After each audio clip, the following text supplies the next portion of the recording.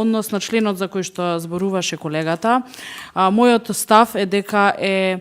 грешно во јавноста да се создава впечаток дека некои работи се менуваат поради индивидуалци и дека ако има потреби, кои што мислам дека сите ги имаме установено, дека има потреби кривичното законодавство во државата да се подобри, еве ова за говорот на омраза е само еден пример, дека треба по детално, поотворено, потранспарентно, низ дебата да стигнеме до подобрување на сите членови во тој кривичен закон. На тој начин и јавноста ќе знае зошто нешто менуваме и нема да може да и ние како пратеници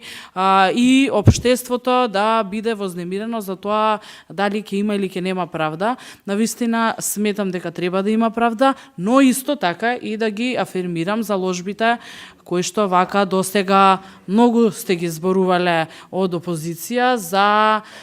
сразмерни казни, не само во казнената, туку и во прекршочната политика. Ете и таков закон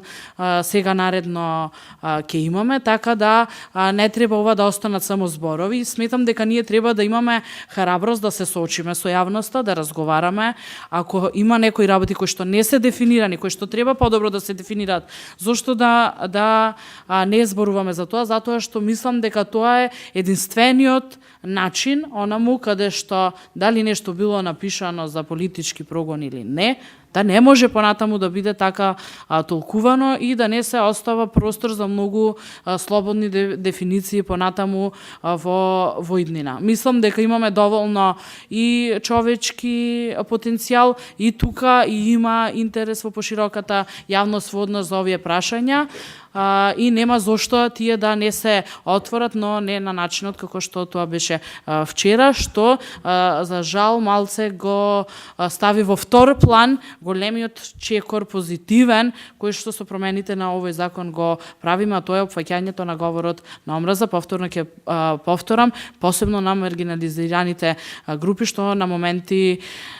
се квалификувани на многу